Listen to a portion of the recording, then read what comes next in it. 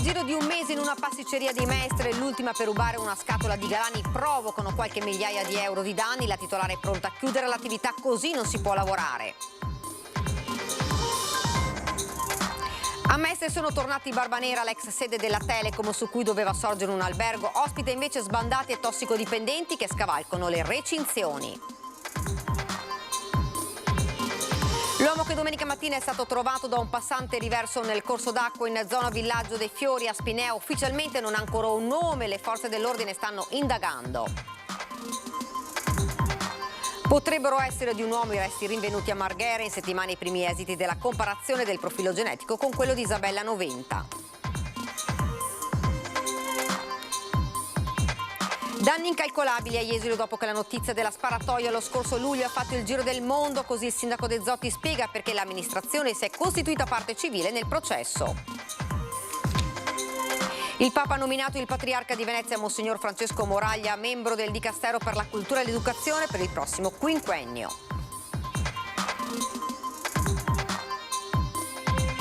Il Carnevale è entrato nel vivo nel Palazzo del Casinò, una delle feste esclusive delle serate veneziane in maschera tra musica e dinner show.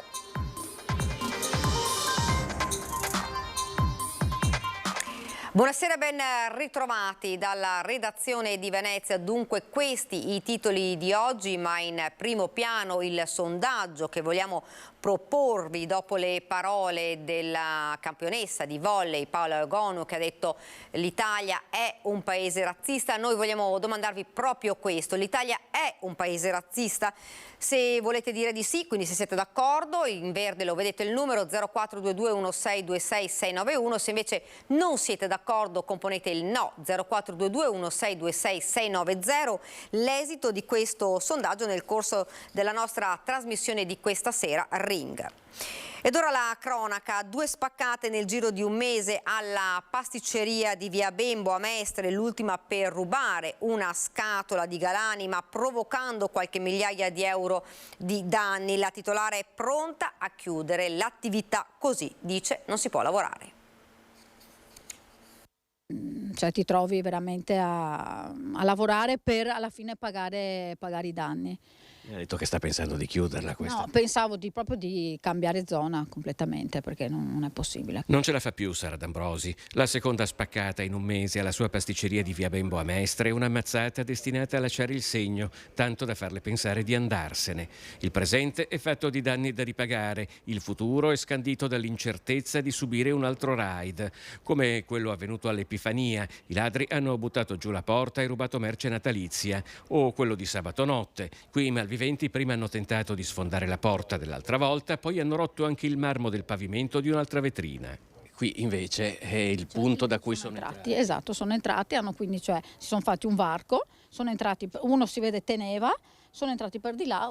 Avrò comunque un danno di 2.000 euro sicuramente, anche di più forse. Questa volta refurtiva, lei diceva? Refurtiva un pacco di Galani.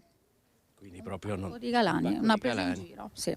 A settembre l'allarme sulle spaccate in questa laterale di Corso del Popolo era stato denunciato dal segretario generale della UIL del Veneto, Roberto Toigo. La sede del sindacato aveva subito 4 raid alle macchinette del caffè.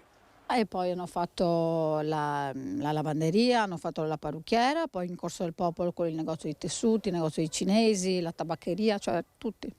Anche per gli addetti ai sistemi di sicurezza dei locali, Via Bembo è entrata nel novero delle strade in cui fioccano le richieste di intervento. Mestre in particolar modo in questo periodo è abbastanza sotto attacco. Voi vi siete fatti tutto il giro perché qua ci sono state numerose spaccate, avete lavorato anche con gli altri negozi? Assolutamente sì. Sara D'Ambrosi non ha ancora fatto in tempo a presentare a Cafarsetti una prima richiesta di rimborso parziale dei danni. Il provvedimento del comune è recentissimo, che dovrebbe già compilare la seconda. In quest'area di Mestre l'allarme è tale da aver modificato gli orari di apertura del locale. Ho iniziato a chiudere alle 8 di sera, poi piano piano 7:30, 7. Proprio per le frequentazioni? Perché poi il giro di gente poi non è dei migliori. A Mestre sono tornati anche i Barbanera. Il pomeriggio stazionano stabilmente in via Carducci, l'ex sede della Telecom, che doveva ospitare un nuovo albergo. Ospite invece stabilmente sbandati e tossicodipendenti che scavalcano le recinzioni. Le luci appaiono accese in più di una stanza. Il buco aperto nel centro di Mestre, da quando la team ha lasciato gli uffici di via Carducci, doveva essere riempito dal 600° albergo del comune di Venezia. Oggi il progetto è fermo, ma in realtà l'hotel è già aperto. In attesa del bus, il dipendente di un ufficio vicino disegna il quadro della situazione. Ragazzi di colori sbandati che dormono dentro. Addirittura se le guarda le finestre hanno lanciato dei vestiti dalla finestra e più di una volta a scavalcare la cinta, e addirittura l'estate passata è venuta un'ambulanza perché un ragazzo saltando da una parte all'altra si è bucato la pancia. Il degrado dello stabile è noto, sbandati e tossicodipendenti, ma l'ultima novità, come ha segnalato Maria Laura Faccini del Comitato Progetto Comune, il colpo di grazia è il ritorno dei cosiddetti Barbanera, un tempo attivi in Corso del Popolo, ora riapparsi qui in pianta stabile. Tutti i giorni, dopo alle 3 del pomeriggio, che tutti viene insieme, quei distributori fanno un casino. Il cliente allontana perché danno fastidio, chiedono i soldi. Sabato sera c'è stato anche dei problemi grossi. Sì, sabato sera è stato problemi grossi perché ho visto che è venuto polizia locale, ha fatto verbale. Quanti saranno secondo lei? E erano più di 8-10 circa. Una volta via Carducci era l'ultimo baluardo tra il degrado che dalla stazione risaliva per via Piave e il centro di Mestre. Caduto questo e tralasciando il buco ancora fresco di Malta dell'M9, dove hanno chiuso quasi tutti, manca solo piazza Ferretto. In via Carducci, Ache Vasim ha aperto un negozio di vicinato che vende alimentari. Dopo la spesa accompagna i clienti più anziani fino al portone di casa. A noi sempre parlato con gli altri, qui ci sono 2 bar, poi ci sono altre pasticcerie, ho parlato anche loro anche dicono che è molto problemi queste cose. È pericoloso girare per qui? A certe ore sì, le assicuro, ho 30 anni, diciamo dopo le 8 di sera bisogna stare attenti. Continuiamo con la cronaca. Spinea ha trovato il corpo senza vita di un uomo che affiorava dal Rio Cimetto. È giallo, indagano i carabinieri. Trovato il corpo senza vita di un uomo che affiorava a testa in giù in Rio Cimetto, in zona Villaggio dei Fiori a Spinea. La macabra scoperta domenica mattina, quando un passante ha lanciato l'allarme. Non c'è ancora un'identificazione certa, visto che la persona in questione era sprovvista di documenti di identificazione, anche se in queste ore i carabinieri sembra siano giunti a ipotizzare chi fosse. Un uomo sulla sessantina, il cui decesso pare riconducibile a cause naturali, ovvero a un sopraggiunto malore durante una passeggiata lungo l'argine. In attesa dell'esito dell'autopsia, i militari dell'Arma stanno provando a rintracciare quelli che potrebbero essere i parenti. Potrebbe essere un uomo, lo scheletro rinvenuto a Marghera. In settimana i primi esiti della comparazione del profilo genetico con quello di Isabella Noventa. Potrebbero arrivare in settimana gli esiti sulle analisi dello scheletro rinvenuto in un'area abbandonata di Marghera lo scorso 30 gennaio, ma le speranze che possa trattarsi dei resti umani di Isabella Noventa si allontanano. Secondo indiscrezioni dei primi rilievi effettuati dal medico legale nominato dalla Procura di Venezia, potrebbe essere il corpo di un uomo e la morte potrebbe essere stata cagionata non per cause violente. La conferma definitiva però arriverà dall'esame del DNA che verrà comparato con quello di Isabella Noventa, uccisa nel gennaio del 2016 e il cui corpo non è mai stato ritrovato. Dopo anni di false speranze, il fratello della donna aveva visto una possibilità di ritrovare i resti della sorella. Era emerso infatti che il cellulare di Freddy Sorgato, l'ex fidanzato in carcere per l'omicidio, aveva agganciato le celle della zona di Marghera proprio il giorno dopo il delitto di Isabella, e per di più l'area dove è stato rinvenuto lo scheletro si trova vicino ad un deposito di carburanti conosciuto dall'ex camionista. In settimana dunque l'esito tanto atteso dei primi accertamenti del DNA. Diranno alla famiglia Noventa se potranno continuare a sperare che si tratti del corpo della donna per poterle dare una degna sepoltura o se per l'ennesima volta si dovranno arrendere. Ed ora andiamo a Jesolo, danni incalcolabili arrecati al comune di Jesolo dopo che la notizia della sparatoria della scorsa estate ha fatto il giro del mondo. Così il primo cittadino, Christopher De Zotti, spiega perché l'amministrazione si è costituita parte civile nel processo che si terrà tra qualche mese. Il comune di Jesolo costituitosi parte civile nel processo che tra qualche mese verrà istruito per accertare eventuali responsabilità per la sparatoria in mezzo a turisti e clienti del bar avvenuta lo scorso 26 luglio in Via Verdi per un regolamento di conti tra connazionali di nazionalità tunisina, con il grave ferimento di uno dei due. Il presunto autore in fuga all'epoca e già colpito da un mandato di cattura internazionale era stato arrestato ad un mese dalla violenta aggressione all'aeroporto di Orly a Parigi, dove stava per imbarcarsi per la Tunisia. Ora, finite le indagini, il suo rinvio a giudizio, soddisfatto il primo cittadino, per il quale passa il messaggio che la giustizia arriva sempre, dice. Siamo felici che la procura sia andata avanti con le indagini e quindi abbia portato al rinvio a giudizio di quello che è il presunto accusato di questa sparatoria in piena via Baffile. Quindi il primo messaggio è che comunque la giustizia fa il suo corso e nessuno resta impunito. Questo è un buon messaggio che va dato ovviamente a chiunque tenti di macchiarsi di un reato. La costituzione di parte civile del comune di Jesolo per un'importante richiesta di risarcimento danni di immagine arrecati alla città, visto che il nome della stessa era circolato alla velocità della luce sulla stampa di tutto il mondo, oltre che in quella nazionale e locale, facendo così passare il messaggio sbagliato, dice ancora il sindaco, di quanto fosse pericolosa, quando invece garantire la sicurezza è da sempre il primo obiettivo di questa amministrazione. Così sempre De Zotti. Intendiamo tutelare l'immagine della città, che non è una città violenta, è una città sicura, e quindi intendiamo difendere gli interessi della città, dei nostri imprenditori e dei nostri turisti. Ci costituiamo in giudizio per arrivare a questo, che è un messaggio molto chiaro che vogliamo dare all'esterno.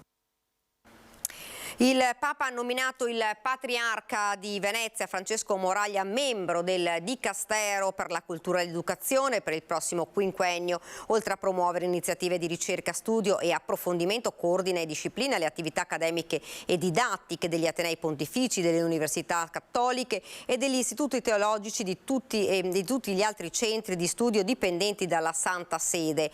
Il Dicastero sostiene anche il dialogo intellettuale con il mondo laico e non cristiano. Weekend intenso per le 12 Marie del Carnevale che ieri si sono messe al lavoro per ripulire il campanile di San Marco. L'arrivo del corteo in gondola e poi la cornice di Piazza San Marco ha accolto ieri le 12 Marie del Carnevale. Momenti densi di emozione, iniziati con la vestizione di sabato e culminati con l'abbraccio del pubblico che si è radunato nel cuore della città, dove le Marie si sono messe all'opera sul campanile di San Marco per ripulire le pareti dagli adesivi e dalle scritte sui muri. Il rispetto della città, ha detto la presidente del concorso Maria Grazia Bortolato, è il messaggio principale che le ragazze devono far proprio e divulgare a tutti. Le Marie presenzieranno fino a martedì grasso, il 21 febbraio, agli appuntamenti più importanti del Carnevale. L'elezione sarà lunedì 20, come da tradizione, al Teatro La Fenice. Il Carnevale di Venezia è entrato nel vivo nel Palazzo del Casinò, una delle feste esclusive delle serate veneziane in maschera.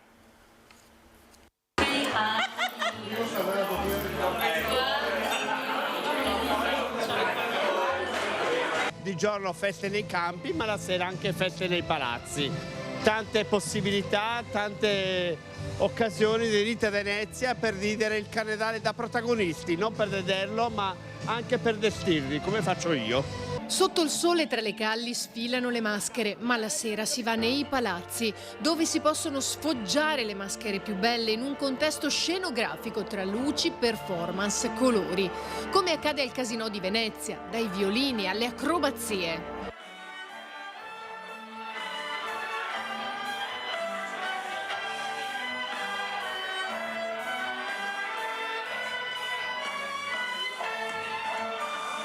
Uno spettacolo dal genio di Antonia Sauter. Mai come quest'anno la maschera permette una libera espressione di se stessi. Cerca il tuo segno, cerca le tue origini, e questo abbiamo visto tantissima creatività.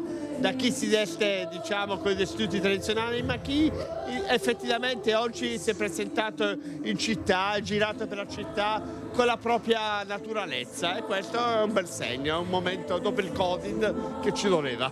E lo sa bene il direttore artistico, che per il 2023 ha scelto di comunicare proprio questo messaggio, dando per primo l'esempio di che cosa significhi la ricerca del proprio segno, del proprio io, l'espressione di se stessi. Siamo entrati nel vivo ormai, qui vi aspettiamo tutti perché non c'è tempo da perdere, veloci, arrivate al carnevale che dobbiamo darci da fare. E che dire, siamo al più grande carnevale del mondo.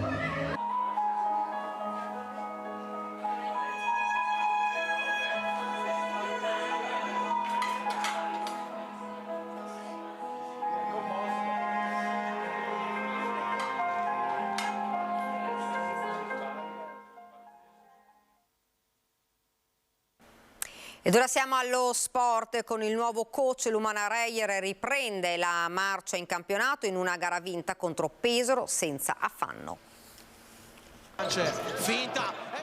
Dopo l'esonero di coach De Raffaele alla quarta sconfitta consecutiva, l'Umana Reyer è tornata a vincere e ce l'ha fatta nella prima partita con il neo coach, battendo 93-77 Carpegna Pesaro in un match mai in discussione per la grande concentrazione degli orogranata per i 40 minuti. Una partita che coach Pacchia definisce perfetta. Voglio congratularmi con i giocatori e con tutto il mio staff, che in pochi giorni abbiamo preparato una partita che definirei perfetta. Ovviamente non possiamo essere sempre così, però se noi lavoriamo, come ho visto lavorare i ragazzi negli ultimi 3 giorni, possiamo fare qualcosa di importante. Non appena giunto a Venezia, il coach non ha nascosto la complessità di affrontare le prossime partite in un momento così delicato per gli orogranata, ma ha ribadito più volte che se ognuno si impegnerà, il risultato arriverà. Un ringraziamento poi è andato ai tifosi. Voglio anche ringraziare i tifosi per la grandissima atmosfera, per especially they welcome me, insieme potremo riservarci delle it's very respectful build for that, and hope we're going to continue. E questa era la nostra ultima notizia. Vi lascio come di consueto alle nostre previsioni del tempo. Grazie davvero per averci seguito e buona serata.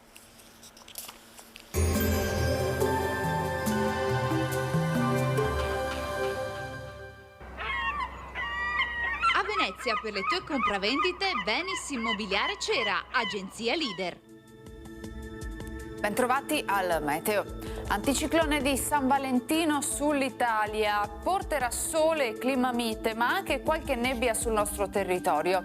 Il dettaglio di martedì 14 febbraio. Sul Veneto ci attende l'ennesima giornata con una totale stabilità atmosferica. Foschie sparse a locali andranno dalla costa alla pedemontana, ma saranno in dissolvimento di mattina e in nuova formazione di sera. Soleggiato altrove con cielo sereno o poco nuvoloso. Temperature in lieve rialzo, minime tra -1 e 2 gradi, massime invece tra i 10 e i 12 gradi. Spostiamoci ora sul Friuli Venezia Giulia. Anche qui avremo un ampio soleggiamento ovunque, il cielo sarà limpido, al massimo con qualche locale addensamento. Temperature minime tra lo 0 e i 3 gradi, massime sugli 11-13 gradi. Infine diamo uno sguardo al Trentino Alto Adige, dove ci attende una splendida giornata di sole, il cielo sarà sereno e con ottima visibilità. Temperature minime intorno allo 0, massime sui 14 gradi all'incirca. Dal meteo di Antena 3 per ora è tutto, grazie per l'attenzione, arrivederci.